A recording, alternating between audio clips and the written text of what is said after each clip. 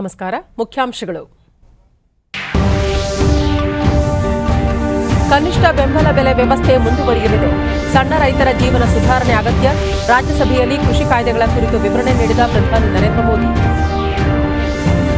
ಆಯುಷ್ಮಾನ್ ಭಾರತ ಆರೋಗ್ಯ ಕರ್ನಾಟಕ ಯೋಜನೆಯಡಿ 9,000ಕ್ಕೂ ಹೆಚ್ಚು ಜನರಿಗೆ ವೈದ್ಯಕೀಯ ನೆರವು. ಕೋವಿಡ್-19 ಲಸಿಕಾ ಕಾರಣದಲ್ಲಿ ಮುಂಚೂಣಿಯಲ್ಲಿ ರಾಜ್ಯ. ಮುಖ್ಯಮಂತ್ರಿ ಬಿಎಸ್ ಯಡಿಯೂರಪ್ಪ. ವಿಧಾನ ಪರಿಷತ್ ಸಭಾಪತಿ ಸ್ಥಾನಕ್ಕೆ ಜೆಡಿಎಸ್ ಮತ್ತು ಕಾಂಗ್ರೆಸ್ ಅಭ್ಯರ್ಥಿಗಳಿಂದ ನಾಮಪತ್ರ ಸಲ್ಲಿಕೆ. ನಾಳೆ ಮತದಾನ. 4ನೇ ಭಾರತೀಯ ತೋಟಗಾರಿಕಾ ಮೇಳಕ್ಕೆ ಚಾಲನೆ. ಕೇಂದ್ರದ ನೂತನ ಕೃಷಿ ಕಾಯ್ದೆಗಳು ತೋಟಗಾರಿಕಾ ಬೆಳೆಗಾರರಿಗೆ ಪೂರಕ. ತೋಟಗಾರಿಕಾ ಉಪನಿರ್ದೇಶಕ ಎಕೆ ಸಿಂಗ್. ಇಡೀ ಜಗತ್ತು ಕೊರೋನಾ ಸಾಂಕ್ರಾಮಿಕದಲ್ಲಿರುವ ಅನಿಶ್ಚಿತತೆಯ ಸಮಯದಲ್ಲಿ ರಾಷ್ಟ್ರಪತಿಗಳು ಸಂಸತ್ತಿನ ಜಂಟಿ ಅಧಿವೇಶನ ಉದ್ದೇಶಿಸಿ ಭಾಷಣ ಮಾಡಿದ್ದಾರೆ. ಅವರ ಭಾಷಣದಲ್ಲಿ ಸ್ವಾವಲಂಬನೆಯ ಮುನ್ನೋಟವಿದೆ ಎಂದು ಪ್ರಧಾನಿ ನರೇಂದ್ರ ಮೋದಿ ಹೇಳಿದ್ದಾರೆ. ರಾಷ್ಟ್ರಪತಿ ಭಾಷಣದ ವಂದನಾ ನಿರ್ಣಯದ ಮೇಲೆ ನಡೆದ ಚರ್ಚೆಗೆ ರಾಜ್ಯಸಭೆಯಲ್ಲಿ ಉತ್ತರಿಸಿದ ಪ್ರಧಾನಿ ಚರ್ಚೆಯಲ್ಲಿ ಪಾಲ್ಗೊಂಡ ಸದಸ್ಯರಿಗೆ ಧನ್ಯವಾದ ಸಲ್ಲಿಸಿದರು.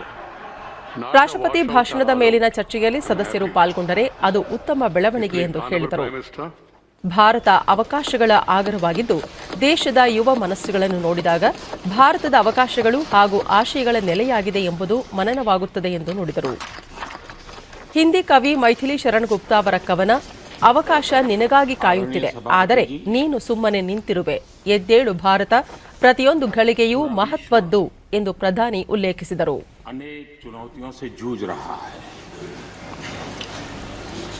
शायद ही किसी ने सोचा होगा कि मानव जात को ऐसे कठिन दौर से गुजरना पड़ेगा. ऐसी चुनौतियों के बीच इस दशक के प्रारंभ में ही हमारे आदरणीय राष्ट्रपति जी ने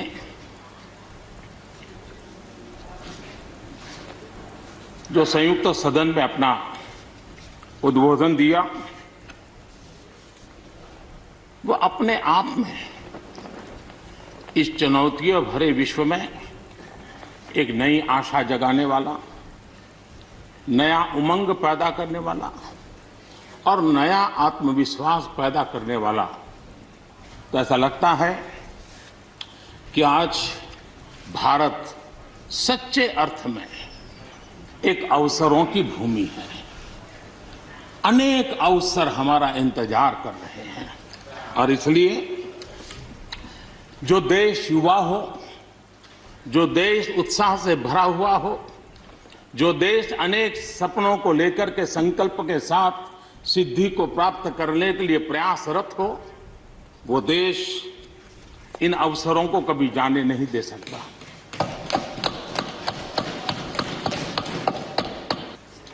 आदरणीय सभापति जी, जब मैं अवसरों की चर्चा कर रहा हूं तब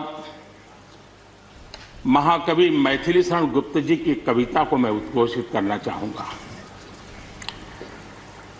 गुप्त जी ने कहा था, अवसर तेरे लिए खड़ा है, अवसर तेरे लिए खड़ा है, फिर भी तू चुपचाप पड़ा है.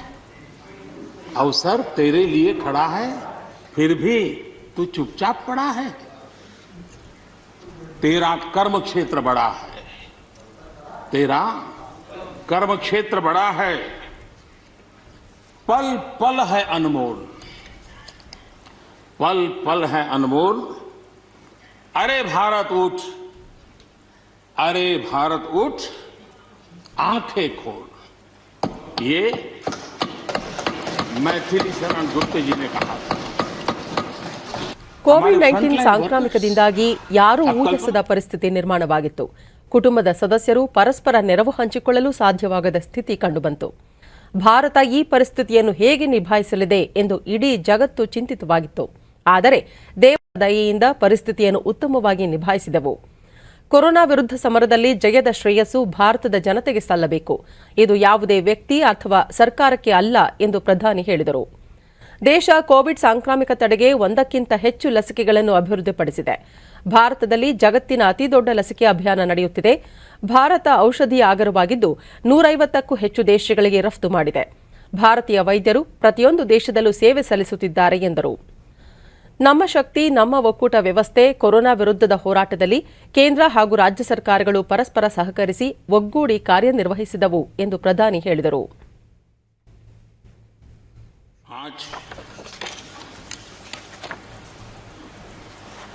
कोरोना ने भारत को दुनिया के साथ रिश्तों में एक नई ताकत दी है. जब शुरुआत में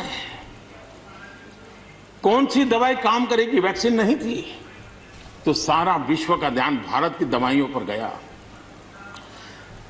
विश्व में फार्मेसी के हब के रूप में भारत उभर करके 150 देशों में दवाई पहुंचाने का काम उस संकट काल में भी इस देश ने किया है. मानव जात की रक्षा के लिए पीछे नहीं. इतना ही नहीं, इन समय वैक्सीन के संबंध में भी विश्व बड़े गर्व के साथ कहता है कि हमारे पास भारत की वैक्सीन आ गई है. यह देश लोकतंत्र की जननी है. ये बात हमें हमारी आने वाली पीढ़ियों को सिखानी होगी और हमें गर्व से इस बात को बोलना होगा, क्योंकि हमारे पूर्वजों ने विरासत हमें दी है. भारत की शासन व्यवस्था डेमोक्रेटिक है. सिर्फ इसी वजह से हम लोकतांत्रिक देश नहीं है. ರೈತರ ವಿಷಯ ಕುರಿತಂತೆ ಮಾತನಾಡಿದ ಪ್ರಧಾನಿ ಪ್ರಜಾಪ್ರಭುತ್ವದ ಬಗ್ಗೆ ಇಲ್ಲಿ ಉಪದೇಶ ಮಾಡಿದ್ದಾರೆ. ಕೆಲವು ಆಕ್ಷೇಪಾರ್ಹ ಪದಗಳನ್ನು ಬಳಸಿದ್ದಾರೆ. ಭಾರತದ ಪ್ರಜಾಪ್ರಭುತ್ವವನ್ನು ಈ ರೀತಿ ಅಪಮಾನಿಸಬಾರದು. ಸದಸ್ಯರ ಭಾಷಣ ಆಲಿಸುತ್ತಿದ್ದಾಗ ಪಶ್ಚಿಮ ಬಂಗಾಳ ಅಥವಾ ಇಡೀ ದೇಶದ ಬಗ್ಗೆ ಮಾತನಾಡಿದ್ದರು ಎಂದು ತಮಗೆ ತಾವೇ ಪ್ರಶ್ನಿಸಿಕೊಂಡಿದ್ದಾಗಿ ಹೇಳಿದರು. ನಮ್ಮ ಪ್ರಜಾಪ್ರಭುತ್ವ ಮಾನವೀಯ ಸಂಸ್ಥೆಯಾಗಿದ್ದು ಭಾರತ ಪ್ರಜಾಪ್ರಭುತ್ವದ ತಾಯಿಯಾಗಿದೆ ಎಂದು ಪ್ರಧಾನಿ ಹೇಳಿದರು. ಯಾವುದೇ ಸಮಸ್ಯೆ ಅಥವಾ ಪರಿಹಾರದ ಭಾಗವಾಗದರೂ ನಾವು ಬಯಸಿದರೆ ಅದರಿಂದ ಸವಾಲುಗಳನ್ನು ಎದುರಿಸಬೇಕಾಗುತ್ತದೆ. ರೈತರ ಕುರಿತಂತೆ ನಡೆದ ಚರ್ಚೆಗೆ ಕೃಷಿ ಸಚಿವ ತೋಮರ್ ನೀಡಿದ್ದ ಉತ್ತರವನ್ನು ಪ್ರಧಾನಿ ಶ್ಲಾಘಿಸಿದರು. ಮಾಜಿ ಪ್ರಧಾನಿ ದೇವೇಗೌಡರ ಭಾಷಣವನ್ನು ಕೊಂಡಾಡಿದರು. ದೇಶದಲ್ಲಿ ಇಂದು 68% ರೈತರ ಸಣ್ಣ ಹಾಗೂ ಮಧ್ಯಮ ವರ್ಗದವರಾಗಿದ್ದಾರೆ. 12 ಕೋಟಿ ರೈತರು ಕೇವಲ 2 ಎಕರೆಗಿಂತ ಕಡಿಮೆ ಭೂಮಿ ಹೊಂದಿದ್ದಾರೆ. ಸಾಲ ಮನ್ನಾ ಪ್ರಯೋಜನ ಸಣ್ಣ ರೈತರಿಗೆ ಲಭಿಸುವುದಿಲ್ಲ, ಕಾರಣ ಅವರು ಬ್ಯಾಂಕ್ಗಳಿಗೆ ತೆರಳುವುದಿಲ್ಲ. ಇಂತಹ ರೈತರು ಬ್ಯಾಂಕ್ ಖಾತೆಗಳನ್ನೇ ಹೊಂದಿರುವುದಿಲ್ಲ ಎಂದು ಪ್ರಧಾನಿ ಹೇಳಿದರು. 2014ರ ನಂತರ ಸಣ್ಣ ರೈತರನ್ನು ಸೇರ್ಪಡೆಗೊಳಿಸುವ ಮೂಲಕ ಬೆಳೆ ವಿಮಾ ಯೋಜನೆಯನ್ನು ಬದಲಾಯಿಸಿದ್ದೇವೆ. ಬೆಳೆ ವಿಮಾ ಯೋಜನೆಯ ಮೂಲಕ 90,000 ಕೋಟಿ ರೂಪಾಯಿ ವಿತರಿಸಿದ್ದೇವೆ. ಪಿಎಂ ಕಿಸಾನ್ ಯೋಜನೆಯಡಿ 10 ಕೋಟಿ ಕುಟುಂಬಗಳಿಗೆ ಪ್ರಯೋಜನ ಕಲ್ಪಿಸಿದ್ದೇವೆ. ಪಶ್ಚಿಮ ಬಂಗಾಳ ಸರ್ಕಾರ ಯೋಜನೆ ಜಾರಿಗೊಳಿಸಿದ್ದರೆ ಹೆಚ್ಚಿನ ಫಲಾನುಭವಿಗಳಿಗೆ ಪ್ರಯೋಜನವಾಗುತ್ತಿತ್ತು ಎಂದು ಪ್ರಧಾನಿ ನುಡಿದರು. उन्होंने इस सरकार के प्रयासों की सराहना भी की और उन्होंने अच्छे सुझाव भी दिए. मैं आदरणीय देवगौड़ा जी का हृदय से आभार व्यक्त करता हूं. आदरणीय सभापति जी, खेती की मूलभूत समस्या क्या है, उसकी जड़ें कहां है, मैं आज पूर्व प्रधानमंत्री चौधरी चरण सिंह जी ने जो विस्तार से वो बताया था उसी का जिक्र करना चाहता हूं. बहुत लोग हैं जो चौधरी साहब की विरासत संभालने का गर्व करते हैं, वो जरूर इस बात को समझने का शायद प्रयास करेंगे. आदरणीय सभापति जी, वेदों की इसी भावना से, इसी चेतना से 130 करोड़ से अधिक देशवासियों वाला भारत सबको साथ लेकर के आगे बढ़ रहा है. आज 130 करोड़ देशवासियों के सपने आज हिंदुस्तान के सपने हैं. आज 130 करोड़ देशवासियों की आकांक्षाएं इस देश की आकांक्षाएं हैं. आज 130 करोड़ देशवासियों का भविष्य भारत के उज्जवल भविष्य की गारंटी है. और इसलिए आज जब देश नीतियां बना रहा है, प्रयास कर रहा है, तो वो केवल तत्कालीन हानि लाभ के लिए नहीं, लेकिन एक लंबे दूरगामी और 2047 में देश जब आजादी का शतक मनाएगा तब देश को नई ऊंचाइयों पर ले जाने के सपनों को लेकर के नींव रखी जा रही है. और मुझे विश्वास है कि इस काम को हम पूरा करने में अवश्य सफल होंगे. मैं फिर एक बार आदरणीय राष्ट्रपति जी के उद्बोधन के लिए मैं उनका आदरपूर्वक धन्यवाद करते हुए, उनका अभिनंदन करते हुए, सदन में भी जिस तरह चर्चा हुई, और मैं सच बताता हूं, चर्चा का स्तर भी अच्छा था, ಪ್ರಧಾನಮಂತ್ರಿ ಗ್ರಾಮ ಸಡಕ್ ಯೋಜನೆ ಕೇವಲ ರಸ್ತೆ ನಿರ್ಮಿಸುವ ಯೋಜನೆಯಲ್ಲ, ಇದು ರೈತರ ಜೀವವಾಹಿನಿಯಾಗಿದೆ. ಕಿಸಾನ್ ರೈಲುಗಳಿಗೆ ಚಾಲನೆ ನೀಡುವ ಮೂಲಕ ರೈತರು ತಮ್ಮ ಉತ್ಪನ್ನಗಳನ್ನು ಮುಂಬೈನಂತಹ ದೊಡ್ಡ ನಗರಗಳಲ್ಲಿ ನೇರವಾಗಿ ಮಾರಾಟ ಮಾಡಲು ಅವಕಾಶ ಕಲ್ಪಿಸಲಾಗಿದೆ. ಈಶಾನ್ಯ ರಾಜ್ಯಗಳ ರೈತರು ವೈಮಾನಿಕ ಸಂಪರ್ಕವನ್ನು ಸದ್ಬಳಕೆ ಮಾಡಿಕೊಳ್ಳುತ್ತಿದ್ದಾರೆ ಎಂದರು. ಸರ್ಕಾರದ ಹೊಸ ಕೃಷಿ ಕಾಯ್ದೆಗಳು ಹಸಿರು ಕ್ರಾಂತಿಗೆ ಸಮಾನಾಂತರವಾಗಿವೆ. ಈ ಕಾಯ್ದೆಗಳ ವಿರುದ್ಧ ದೇಶದಲ್ಲಿ ವಿರೋಧ ವ್ಯಕ್ತವಾಗುತ್ತಿದೆ. ಹಸಿರು ಕ್ರಾಂತಿಯ ದಿನಗಳನ್ನು ಸ್ಮರಿಸಿಕೊಂಡರೆ ಆ ಕಾಲದಲ್ಲಿ ಯಾರೊಬ್ಬರೂ ಕೃಷಿ ಸಚಿವರಾಗಲು ಸಿದ್ಧವಿಲ್ಲದಿದ್ದಾಗ ಲಾಲ್ ಬಹದ್ದೂರ್ ಶಾಸ್ತ್ರಿ ಕೃಷಿ ಸಚಿವರಾಗಿದ್ದರು. ಯೋಜನಾ ಆಯೋಗ ಕೂಡ ಕೃಷಿ ಸುಧಾರಣೆಗಳನ್ನು ವಿರೋಧಿಸಿತ್ತು ಎಂದು ಪ್ರಧಾನಿ ಹೇಳಿದರು. ಆದರೆ ಶಾಸ್ತ್ರಿ ದಿಟ್ಟ ನಿರ್ಧಾರ ಕೈಗೊಂಡು ಮುದ್ದಿನ ಹೆಜ್ಜೆ ಇರಿಸಿದ್ದರು. ಕೃಷಿ ಕಾಯ್ದೆಗಳ ವಿರುದ್ಧ ಪ್ರತಿಭಟಿಸುತ್ತಿರುವ ರೈತರ ಉತ್ತಮ ಭವಿಷ್ಯಕ್ಕಾಗಿ ದೇಶವನ್ನು ಅಭಿವೃದ್ಧಿ ಪಥದಲ್ಲಿ ಸಾಗಲು ರೈತರ ಉತ್ತಮ ಸಲಹೆಗಳನ್ನು ಸ್ವೀಕರಿಸುತ್ತೇವೆ. ನಾವು ಮಾತುಕತೆಗೆ ಸಿದ್ಧರಿದ್ದೇವೆ. ಸದನದ ಮೂಲಕ ಮಾತುಕತೆಗೆ ಆಹ್ವಾನಿಸುತ್ತಿರುವುದಾಗಿ ಪ್ರಧಾನಿ ಘೋಷಿಸಿದ್ದಾರೆ. ಕನಿಷ್ಠ ಬೆಂಬಲ ಬೆಲೆ ಈ ಹಿಂದೆಯೂ ಇತ್ತು, ಈಗಲೂ ಇದೆ, ಇನ್ನು ಮುಂದೆಯೂ ಅದು ಮುಂದುವರಿಯಲಿದೆ ಎಂದು ಪ್ರಧಾನಿ ಸ್ಪಷ್ಟಪಡಿಸಿದರು. ಕೃಷಿ ಸುಧಾರಣೆಗಳಲ್ಲಿ ನಾವು ಮುಂದಕ್ಕೆ ಚಲಿಸಬೇಕೇ ಹೊರತು ಹಿಂದಕ್ಕಲ್ಲ. ಕೃಷಿ ಸುಧಾರಣೆ ಕುರಿತಂತೆ ಯಾರೊಬ್ಬರೂ ತಪ್ಪು ಮಾಹಿತಿ ಹರಡಬಾರದು ಎಂದು ಮನವಿ ಮಾಡಿದರು. ಇದಕ್ಕೂ ಮುನ್ನ ನಡೆದ ಪ್ರಶ್ನೋತ್ತರ ಕಲಾಪದಲ್ಲಿ ಹಲವು ಸದಸ್ಯರು ತಮ್ಮ ಕ್ಷೇತ್ರಗಳ ಸಮಸ್ಯೆಗಳ ಕುರಿತು ಸದನದ ಗಮನ ಸೆಳೆದರು. ಒಡಿಶಾದ ಬಿಜೆಡಿ ಶಾಸಕ ಅಮರ್ ಪಟ್ನಾಯಕ್ ಪರಿಸರ ಮಾಲಿನ್ಯದ ಕುರಿತು ಕೇಳಿದ ಪ್ರಶ್ನೆಗೆ ಉತ್ತರಿಸಿದ ಸಚಿವ ಪ್ರಕಾಶ್ ಜಾವಡೇಕರ್, ದೇಶದ 122 ನಗರಗಳಲ್ಲಿ ಪರಿಸರ ಮಾಲಿನ್ಯ ಕುರಿತು ಅಧ್ಯಯನ ನಡೆಯುತ್ತಿದೆ. ನಗರದಿಂದ ನಗರಕ್ಕೆ ಪರಿಸರ ಮಾಲಿನ್ಯದಲ್ಲಿ ವ್ಯತ್ಯಯವಿದೆ. ಮುಂಬೈ ಮತ್ತು ಬೆಂಗಳೂರಿಗೆ ಹೋಲಿಸಿದರೆ ದೆಹಲಿಯಲ್ಲಿ ಅತಿ ಹೆಚ್ಚಿನ ವಾಯು ಮಾಲಿನ್ಯ ಉಂಟಾಗುತ್ತಿದೆ. ಕೇಂದ್ರ ಸರ್ಕಾರ ಆಯಾ ನಗರಗಳಿಗೆ ಅನುಗುಣವಾಗಿ ಮಾಲಿನ್ಯ ನಿಯಂತ್ರಿಸಲು ಕ್ರಮ ಕೈಗೊಳ್ಳುತ್ತಿದೆ ಎಂದು ಸದನಕ್ಕೆ ಮಾಹಿತಿ ನೀಡಿದರು. जो एनकैप कार्यक्रम है वो 100 से ज्यादा शहरों में 122 शहरों में लागू होगा और उसमें सिटी स्पेसिफिक ऐसे पोल्यूशन के कारण देखकर उसके अनुसार योजना बनाई जाएगी और बन रही है. इसमें किसी शहर में इंडस्ट्री ज्यादा होती है, किसी शहर में ट्रैफिक ज्यादा होती है, किसी शहर में वेस्ट प्रबंधन ठीक नहीं होता है, किसी जगह बायोमास बर्निंग होता है. तो जो अनेक कारण है प्रदूषण के, उसका मैपिंग हर शहर का अलग होता है और इसलिए हर शहर का एयर क्वालिटी इंडेक्स भी अलग होता है. और जहां तक मीटरोलॉजी की बात करी, हम रोज देखते हैं कि दिल्ली में जब 350 एयर क्वालिटी इंडेक्स खराब स्तर पर है, तब उतना ही ट्रैफिक, उतने ही इंडस्ट्रीज और उतना ही बाकी सारी व्यवस्था होने के बावजूद भी मुंबई, बंगलोर और चेन्नई में कम रहता है. क्योंकि वहां हवा है. दिल्ली में हवा का मुद्दा आता है विंटर में. यहाँ एल्यूवियल सॉइल है. यहाँ Right, Venugopal ji. That area. You raised Whether the the government Please, is going Venugopal to ji. have a consultation. Thank you, sir. You raised. Congress ಸಂಸದ ಕೆಸಿ ವೇಣುಗೋಪಾಲ್ ಪ್ರಾಣಿಗಳಿಂದ ಮಾನವನಿಗೆ ಎದುರಾಗುತ್ತಿರುವ ಅಪಾಯದ ಕುರಿತು ಪ್ರಶ್ನಿಸಿದರು. ಇದಕ್ಕೆ ಉತ್ತರಿಸಿದ ಸಚಿವರು, ಕಾಡಂಚಿನಲ್ಲಿರುವ ಗ್ರಾಮಗಳನ್ನು ಸ್ಥಳಾಂತರಿಸುವ ಕುರಿತು ಆಯಾ ರಾಜ್ಯ ಸರ್ಕಾರಗಳು ಸೂಕ್ತ ನಿರ್ಧಾರ ಕೈಗೊಳ್ಳಬೇಕು. ರಾಜ್ಯ ಸರ್ಕಾರ ತೆಗೆದುಕೊಳ್ಳುವ ನಿರ್ಧಾರವನ್ನು ಕೇಂದ್ರ ಸರ್ಕಾರ ಬೆಂಬಲಿಸಲಿದೆ ಎಂದರು. the state government's proposal which is under consideration, but the final notification will happen only after we receive suggestions, and that is why we issue draft first and then we issue final notification. That is first. As far as wildlife and human conflict is concerned, that's a very relevant and very serious issue. When we talk about elephant deaths or any wild animal death, we must be sensitive and compassionate, and we must also show our sensitivity. But let us not forget that in India last year 100 elephants were killed in various incidences, but 500 people also got killed. माननीय सूरज को जानकारी देना चाहता हूं कि ಸಂಸದ doctor Santhan Hussain Rafale ಯುದ್ಧ ವಿಮಾನದ ಆಗಮನ ಸಂದರ್ಭದಲ್ಲಿ ಏರ್ಪಡಿಸಿದ ಸಮಾರಂಭಕ್ಕೆ ವಿನಿಯೋಗಿಸಿದ ಮೊತ್ತದ ಕುರಿತ ಪ್ರಶ್ನೆಗೆ ಉತ್ತರಿಸಿದ ರಕ್ಷಣಾ ಸಚಿವ ರಾಜನಾಥ್ ಸಿಂಗ್, ರಫೇಲ್ ಯುದ್ಧ ವಿಮಾನ ಅಷ್ಟೇ ಅಲ್ಲದೆ ಇದಕ್ಕೂ ಮುನ್ನ ಅಪಾಚೆ ಸೇರಿದಂತೆ ವಿವಿಧ ಯುದ್ಧ ವಿಮಾನಗಳನ್ನು ಬರಮಾಡಿಕೊಳ್ಳುವ ಸಮಾರಂಭಕ್ಕೆ ಹಣ ವಿನಿಯೋಗಿಸಿರುವ ಉದಾಹರಣೆಗಳಿವೆ. ಅದರಂತೆ ರಫೇಲ್ ಯುದ್ಧ ವಿಮಾನವನ್ನು ಬರಮಾಡಿಕೊಳ್ಳಲಾಗಿದೆ ಎಂದು ಸದನಕ್ಕೆ ವಿವರಿಸಿದರು. ರಾಜ್ಯಸಭೆಯಲ್ಲಿ ವಂದನಾ ನಿರ್ಣಯದ ಕುರಿತ ಚರ್ಚೆ ಶುಕ್ರವಾರ ಕೊನೆಗೊಂಡಿತ್ತು. ಪ್ರಧಾನಿ ಅವರ ಪ್ರತಿಕ್ರಿಯೆ ನಂತರ 2021-22ನೇ ಸಾಲಿನ ಕೇಂದ್ರ ಬಜೆಟ್ ಕುರಿತು ಚರ್ಚೆ ಆರಂಭವಾಗಲಿದೆ. शरारतों को सीमा तक ही हमारी सेना ने सीमित कर दिया है सभापति महोदय।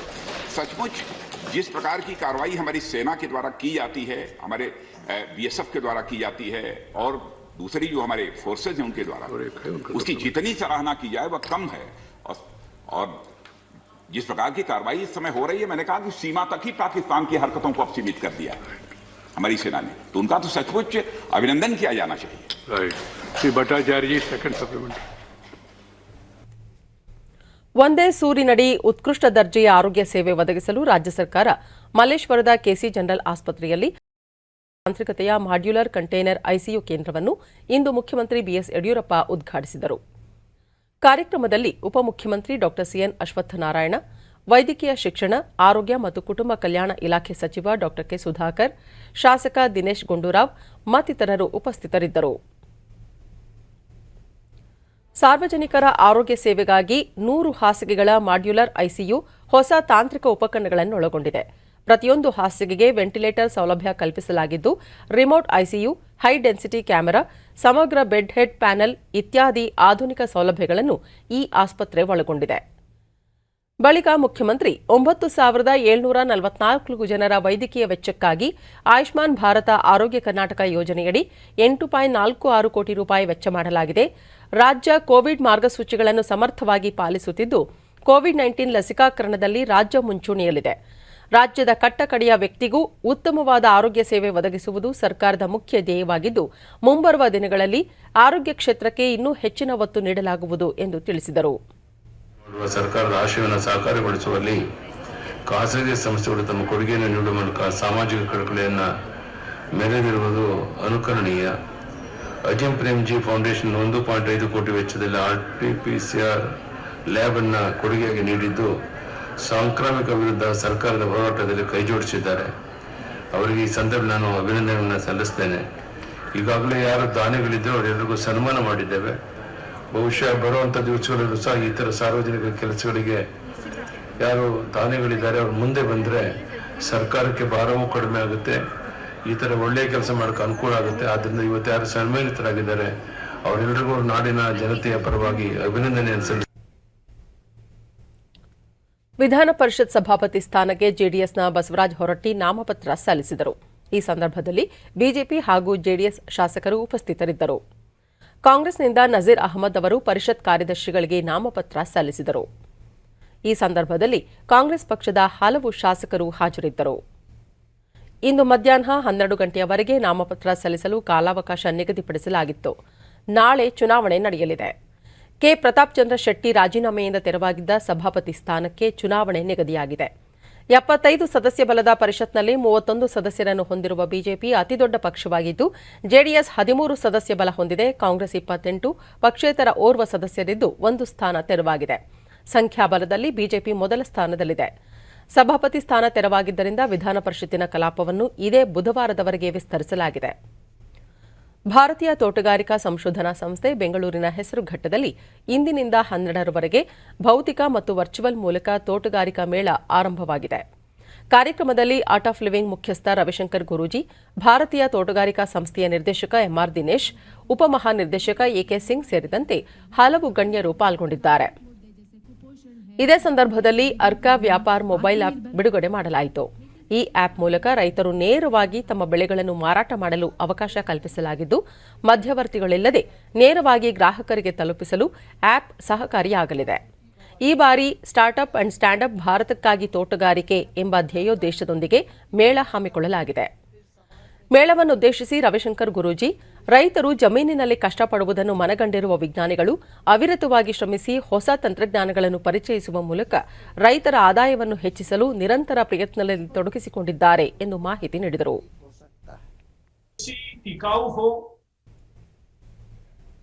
कृषि पुष्टिदायी हो और ಎಂಆರ್ ದಿನೇಶ್, ಈ ಬಾರಿಯ ಮೇಳದಲ್ಲಿ 73 ರಾಜ್ಯಗಳು ಭಾಗವಹಿಸಿದ್ದು 4 ಹೊಸ ತಂತ್ರಜ್ಞಾನಗಳನ್ನು ಆವಿಷ್ಕರಿಸಿ ಮೇಳದಲ್ಲಿ ರೈತರಿಗೆ ಪರಿಚಯಿಸಲಾಗಿದೆ. ಜರ್ಬರಾಹು ಪಾಲಿ ಹೌಸ್ನಲ್ಲಿ ಅಲ್ಲದೆ ಬಯಲು ಪ್ರದೇಶದಲ್ಲೂ ಬೆಳೆಯುವ ತಳಿಗಳನ್ನು ಐಸಿಆರ್ ಪರಿಚಯಿಸಿದೆ. ವಾಣಿಜ್ಯ ಬೆಳೆಗಳ ಮೂಲಕ ರೈತರು ಉದ್ಯಮಿಗಳಾಗಿ ರೂಪುಗೊಳ್ಳಲು ಇಲಾಖೆಯಿಂದ ಕಾರ್ಯಯೋಜನೆಯನ್ನು ರೂಪಿಸಲಾಗಿದೆ ಎಂದು ಮಾಹಿತಿ ನೀಡಿದರು. ಎಂಕೆ ಸಿಂಗ್, ಕೇಂದ್ರ ಸರ್ಕಾರದ ಹೊಸ ಕೃಷಿ ಕಾಯ್ದೆಗಳು ತೋಟಗಾರಿಕಾ ಬೆಳೆಗಾರರಿಗೆ ಪೂರಕವಾಗಿದ್ದು, ಬೆಳೆಗಾರರು ಮುಕ್ತ ಮಾರುಕಟ್ಟೆಯನ್ನು ತಮ್ಮ ಬೆಳೆಗಳನ್ನು ಮಾರಾಟ ಮಾಡಲು ಸಾಧ್ಯವಾಗಲಿದೆ. ಕಡಿಮೆ ನೀರಿನಲ್ಲಿ ಹೆಚ್ಚಿನ ಇಳುವರಿ ಪಡೆಯುವ ತಳಿಗಳನ್ನು ಇಲಾಖೆಯಲ್ಲಿ ಪರಿಚಯಿಸಲಾಗಿದೆ ಎಂದು ಮಾಹಿತಿ ನೀಡಿದರು. ಈ ಮೇಳದಲ್ಲಿ 211 ಪ್ರಾತ್ಯಕ್ಷಿಕೆಗಳನ್ನು ಪ್ರದರ್ಶಿಸಲಾಗುತ್ತಿದೆ. ಕೋವಿಡ್ ಹಿನ್ನೆಲೆಯಲ್ಲಿ ಜನಸಂದಣಿ ಉಂಟಾಗದಂತೆ ಈ ಬಾರಿ ಆನ್ಲೈನ್ ಮತ್ತು ಭೌತಿಕವಾಗಿಯೂ ತೋಟಗಾರಿಕಾ ಮೇಳ ವೀಕ್ಷಿಸಲು ಅನುಕೂಲ ಮಾಡಿಕೊಡಲಾಗಿದೆ. ಆನ್ಲೈನ್ ಮೂಲಕ ದೇಶದ ಎಲ್ಲಾ ರಾಜ್ಯಗಳ ರೈತರು ಮೇಳದ ಮಾಹಿತಿ ಪಡೆಯಲು ಅವಕಾಶ ಕಲ್ಪಿಸಲಾಗಿದೆ.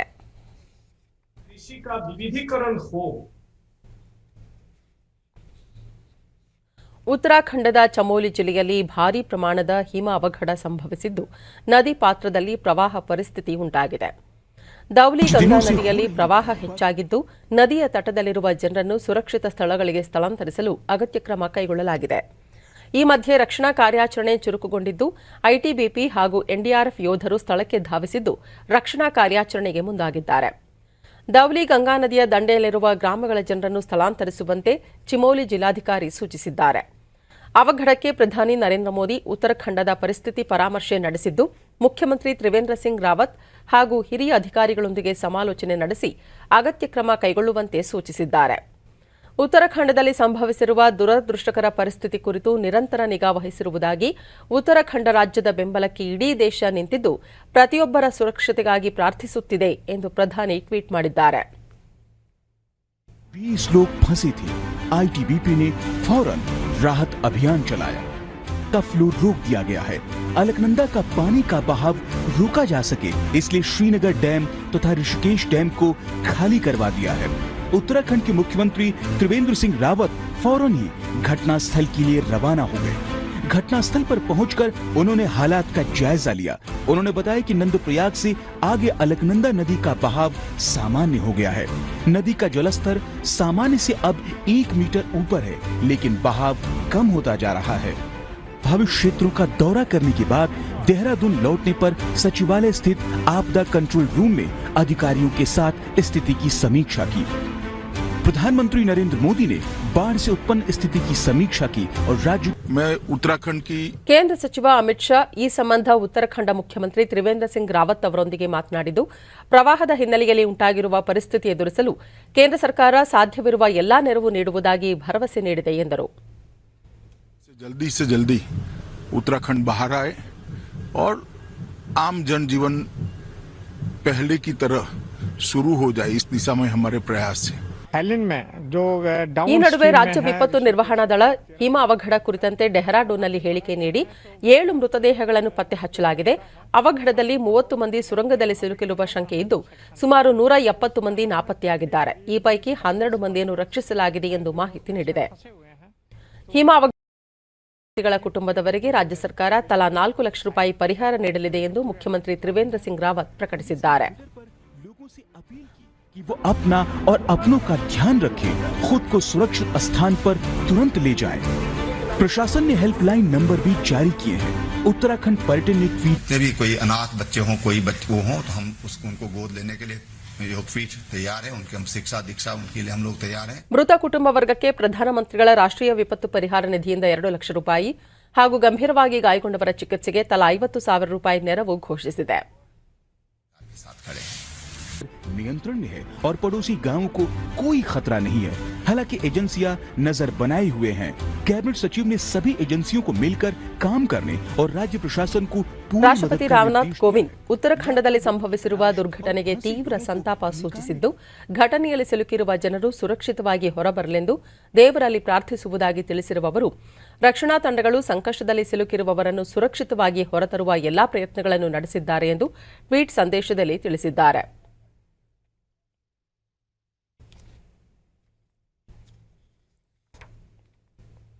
ಭಾರತ ಮತ್ತು ಅಮೆರಿಕ ಸೈನಿಕರ ಸಮರಾಭ್ಯಾಸ ಇಂದು ರಾಜಸ್ಥಾನದಲ್ಲಿ ಆರಂಭವಾಗಿದೆ. 2 ದೇಶಗಳ ಸೈನ್ಯಗಳ ವಾರ್ಷಿಕ ದ್ವಿಪಕ್ಷೀಯ ಜಂಟಿ ಸಮರಾಭ್ಯಾಸದ 16ನೇ ಆವೃತ್ತಿಯಾಗಿದ್ದು, ಈ ತಿಂಗಳ 21ರವರೆಗೆ ಸಮರಾಭ್ಯಾಸ ನಡೆಯಲಿದೆ. ಅಮೆರಿಕ ಮತ್ತು ಭಾರತದ ತಲಾ 250 ಸೈನಿಕರು ಸಮರಾಭ್ಯಾಸದಲ್ಲಿ ತೊಡಗಿದ್ದಾರೆ. ಇದು ಭಾರತ ಮತ್ತು ಅಮೆರಿಕ ನಡುವಿನ ಮಿಲಿಟರಿ ಸಹಕಾರ ಹಾಗೂ ಕೌಶಲ್ಯ ವಿನಿಮಯಕ್ಕೆ ಸಹಕಾರಿಯಾಗಲಿದೆ.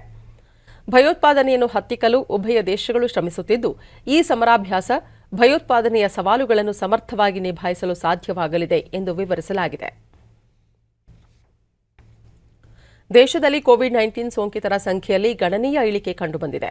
ಕಳೆದ 24 ಗಂಟೆಗಳಲ್ಲಿ ಹೊಸದಾಗಿ 11,831 ಕೊರೋನಾ ಸೋಂಕು ಪ್ರಕರಣಗಳು ದೃಢಪಟ್ಟಿವೆ. ಇದರೊಂದಿಗೆ ಕೋವಿಡ್-19 ಸೋಂಕಿತ ಪ್ರಕರಣಗಳ ಒಟ್ಟು ಸಂಖ್ಯೆ 1,08,38,194ಕ್ಕೆ ಏರಿಕೆಯಾಗಿದೆ. ದೇಶದಲ್ಲಿ ಒಟ್ಟು 1,48,609 ಸಕ್ರಿಯ ಪ್ರಕರಣಗಳಿದ್ದು, ಈ ಪ್ರಮಾಣ ಶೇಕಡಾ 1.37ಕ್ಕೆ ಇಳಿಕೆಯಾಗಿದೆ. ಇದುವರೆಗೂ ಒಟ್ಟು 1,05,34,505 ಮಂದಿ ಗುಣಮುಖರಾಗಿದ್ದು, ಚೇತರಿಕೆ ದರ ಶೇಕಡಾ 97.19ರಲ್ಲಿದೆ. ದೇಶದಲ್ಲಿ ಈವರೆಗೆ 1,55,080 ಮಂದಿ ಸಾವನ್ನಪ್ಪಿದ್ದು, ಶೇಕಡಾ 1.43ರಷ್ಟಿದೆ. ದೇಶದಲ್ಲಿ ಈವರೆಗೂ 58,12,362 ಮಂದಿಗೆ ಕೋವಿಡ್-19 ಲಸಿಕೆ ನೀಡಲಾಗಿದೆ. ಯುವಜನ ಸಬಲೀಕರಣ ಮತ್ತು ಕ್ರೀಡಾ ಇಲಾಖೆಯಿಂದ ದಕ್ಷಿಣ ಕನ್ನಡ ಜಿಲ್ಲೆಯಲ್ಲಿ ನಿನ್ನೆ ಅಂತರ್ಜಿಲ್ಲಾ ಮಟ್ಟದ 3 ದಿನಗಳ ಕೊರಗರ ಕ್ರೀಡೋತ್ಸವ ಮತ್ತು ಸಾಂಸ್ಕೃತಿಕ ಉತ್ಸವ ಸಮಾರೋಪ ಸಮಾರಂಭವನ್ನು ಆಯೋಜಿಸಲಾಗಿತ್ತು. ಕಾರ್ಯಕ್ರಮದಲ್ಲಿ ಧಾರ್ಮಿಕ ದತ್ತಿ ಮತ್ತು ಮುಜರಾಯಿ ಇಲಾಖೆ ಸಚಿವ ಕೋಟಾ ಶ್ರೀನಿವಾಸ್ ಪೂಜಾರಿ ಸೇರಿದಂತೆ ಮತ್ತಿತರರು ಉಪಸ್ಥಿತರಿದ್ದರು. ಕೋಟಾ ಶ್ರೀನಿವಾಸ್ ಪೂಜಾರಿ, ಕೊರಗ ಸಮುದಾಯದ ಅಭಿವೃದ್ಧಿಗಾಗಿ ಹಲವು ಕಾರ್ಯಕ್ರಮಗಳನ್ನು ರೂಪಿಸಲಾಗಿದೆ, ಸಮುದಾಯದ ಏಳಿಗೆಗಾಗಿ ಸರ್ಕಾರವು ಬದ್ಧವಾಗಿದೆ ಎಂದರು. ಆದರೆ ಒಂದು ಸತ್ಯ, ಒಂದು ಆತ್ಮಸ್ಥೈರ್ಯ, ಒಂದು ಸ್ವಾಭಿಮಾನ, ಒಂದು ಹೆಮ್ಮೆ ಪಡುವಂತಹ ವಿಚಾರಗಳೇನು ಅಂತ ಹೇಳಿದ್ರೆ, ನಮ್ಮ ಮತ್ತು ನಿಮ್ಮ ರಕ್ಷಣೆಗೆ, ಅರ್ಥಾತ್ ಅಸ್ಪೃಶ್ಯತೆಯಲ್ಲಿದ್ದೇವೆ ಎನ್ನುವರ ರಕ್ಷಣೆಗೆ ಇವತ್ತು ಒಂದು ರೀತಿಯಲ್ಲಿ ಸಂಪೂರ್ಣವಾಗಿ ನಮಗೆ ರಕ್ಷಣೆ ಕೊಡುವಂಥ ಯಾವುದಾದ್ರೂ ಶಕ್ತಿ ಭಾರತ ದೇಶದಲ್ಲಿದ್ದರೆ ಅದು ಬಾಬಾ ಸಾಹೇಬ್ ಅಂಬೇಡ್ಕರ್ ಅವರು ಬರೆದಂಥ ಸಂವಿಧಾನ ಅನ್ನೋದನ್ನು ನಾವು ತಿಳ್ಕೊಳ್ಬೇಕು. ಈ ಒಂದು ಕಾರ್ಯಕ್ರಮ ಕೊರಗ ಸಮುದಾಯದ ಗಣೇಶ್ ಕೊರಗ ಕ್ರೀಡೆ ಮೂಲಕ ತಮ್ಮ ಸಮುದಾಯದ ಯುವಜನರನ್ನು ಸಂಘಟಿಸಿ ಅವರನ್ನು ಸಮಾಜದ ಮುಂಚೂಣಿಗೆ ತರಲು ಈ ವೇದಿಕೆ ಸಹಕಾರಿಯಾಗಿದೆ ಎಂದರು. ಸಂಪೂರ್ಣವಾಗಿ ತೊಡಗಿಸಿಕೊಳ್ಳುವುದು ನಮ್ಮ ಉದ್ದೇಶವಾಗಿತ್ತು. ಇದರ ಜೊತೆಗೆ ನಮ್ಮ ಕುಲಕಸುಬಾದ ಬುಟ್ಟಿನೇಯಿಗೆ ಮಾಡತಕ್ಕಂಥ ನಮ್ಮ ಹಿರಿಯರಿದ್ದಾರೆ, ಅವರನ್ನು ಕೂಡ ಈ ಸಂದರ್ಭದಲ್ಲಿ ಕರೆಸಿ ನಾವು ಪ್ರಾತ್ಯಕ್ಷಿತೆಯನ್ನು ಇಲ್ಲಿ ಮಾಡಿದ್ದೇವೆ. ಸುಮಾರು 60 ಜನ ಹಿರಿಯರು ಬಂದು ಇಲ್ಲಿ ಬುಟ್ಟಿ ನೇಯ್ಗೆಯನ್ನು ಮಾಡಿದ್ದಾರೆ. ಇದನ್ನು ಯುವಜನರು ಕಂಡು ಅದನ್ನು ಅವರು ಕೂಡ ಮುಂದೆ ಮುಂದುವರಿಸ್ಕೊಂಡು ಹೋಗತಕ್ಕಂಥ ಒಂದು ಆಲೋಚನೆಯನ್ನು ಕೂಡ ಈ ಸಂದರ್ಭದಲ್ಲಿ ನಾವು ಮಾಡ್ತಾ ಇದ್ದೇವೆ. 3 ದಿನಗಳ ಕ್ರೀಡೋತ್ಸವದಲ್ಲಿ cricket, volleyball, throwball, running race, carrom board, chess ಮತ್ತಿತರ ಕ್ರೀಡೆಗಳು ಜರುಗಿದವು. ಸ್ಪರ್ಧೆಯಲ್ಲಿ ಗೆದ್ದ ತಂಡಗಳಿಗೆ ಬಹುಮಾನ ವಿತರಿಸಲಾಯಿತು. ವರ್ಷದ ಮೊದಲ grand slam tennis tourney Australia open ಇಂದಿನಿಂದ ಆರಂಭವಾಗಿದೆ. ಪ್ರಮುಖ ಆಟಗಾರ ರಾಫೆಲ್ ನಡಾಲ್, ನೊವಾಕ್ ಜೊಕೋವಿಚ್ ಹಾಗೂ ಸೆರೆನಾ ವಿಲಿಯಮ್ಸ್ ಆಟದಲ್ಲಿ ಪಾಲ್ಗೊಳ್ಳಲಿದ್ದಾರೆ. ಕೋವಿಡ್-19 ಹಿನ್ನೆಲೆಯಲ್ಲಿ ಈ ಬಾರಿಯ ಪಂದ್ಯ 3 ವಾರಗಳ ಕಾಲ ತಡವಾಗಿ ಆರಂಭಗೊಂಡಿದೆ. ಸಿಂಗಲ್ಸ್ ವಿಭಾಗದಲ್ಲಿ ಭಾರತದ ಆಟಗಾರ್ತಿ ಅಂಕಿತಾ ರೈನಾ ಡಬಲ್ಸ್ ವಿಭಾಗದಲ್ಲಿ ಆಟವಾಡುವ ಅವಕಾಶ ಗಿಟ್ಟಿಸಿಕೊಂಡಿದ್ದಾರೆ. ಇದರೊಂದಿಗೆ ಗ್ರ್ಯಾಂಡ್ ಸ್ಲಾಮ್ ಪ್ರಧಾನ ಸುತ್ತಿನ ಆಡಿದ 5ನೇ ಆಟಗಾರ್ತಿಯಾಗಿದ್ದಾರೆ. ಅಂಕಿತಾ ರೈನಾ ರೊಮೇನಿಯಾದ ಮಿಹೆಲಾ ಬುಜಾನೆರ್ಕು ಜೊತೆಗೂಡಿ ಕಣಕ್ಕಿಳಿಯಲಿದ್ದಾರೆ.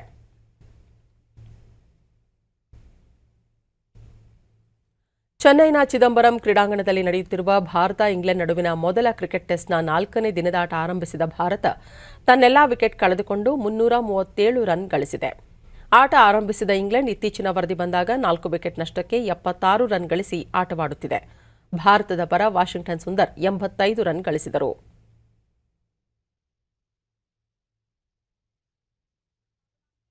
ಕೊನೆಯಲ್ಲಿ ಮತ್ತೊಮ್ಮೆ ಮುಖ್ಯಾಂಶಗಳು. ಕನಿಷ್ಠ ಬೆಂಬಲ ಬೆಲೆ ವ್ಯವಸ್ಥೆ ಮುಂದುವರಿಯಲಿದೆ, ಸಣ್ಣ ರೈತರ ಜೀವನ ಸುಧಾರಣೆ ಅಗತ್ಯ. ರಾಜ್ಯಸಭೆಯಲ್ಲಿ ಕೃಷಿ ಕಾಯ್ದೆಗಳ ಕುರಿತು ವಿವರಣೆ ನೀಡಿದ ಪ್ರಧಾನಿ ನರೇಂದ್ರ ಮೋದಿ. ಆಯುಷ್ಮಾನ್ ಭಾರತ್ ಆರೋಗ್ಯ ಕರ್ನಾಟಕ ಯೋಜನೆಯಡಿ 9,000ಕ್ಕೂ ಹೆಚ್ಚು ಜನರಿಗೆ ವೈದ್ಯಕೀಯ ನೆರವು. ಕೋವಿಡ್-19 ಲಸಿಕಾಕರಣದಲ್ಲಿ ಮುಂಚೂಣಿಯಲ್ಲಿ ರಾಜ್ಯ, ಮುಖ್ಯಮಂತ್ರಿ ಬಿಎಸ್ ಯಡಿಯೂರಪ್ಪ. ವಿಧಾನ ಪರಿಷತ್ ಸಭಾಪತಿ ಸ್ಥಾನಕ್ಕೆ ಜೆಡಿಎಸ್ ಮತ್ತು ಕಾಂಗ್ರೆಸ್ ಅಭ್ಯರ್ಥಿಗಳಿಂದ ನಾಮಪತ್ರ ಸಲ್ಲಿಕೆ, ನಾಳೆ ಮತದಾನ.